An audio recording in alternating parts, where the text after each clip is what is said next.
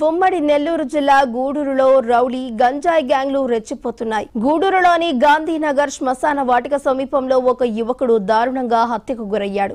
మృతుడిని టిట్కో గృహాల్లో నివసించే 35 ఏళ్ల రషీద్ భాషాగా పోలీసులు గుర్తించారు. మడులతో రోడ్డు పక్కన పడి ఉన్న అతని మృతదేహాన్ని గుర్తించిన పోలీసులు వెంటనే కేసు నమోదు చేసి దర్యాప్తును ప్రారంభించారు. ఈ హత్యకు గల కారణాలను తెలుసుకునేందుకు పోలీసులు ప్రయత్నిస్తున్నారు. ఈ ఘటన స్థానికంగా తీవ్ర కలకలం రేపింది.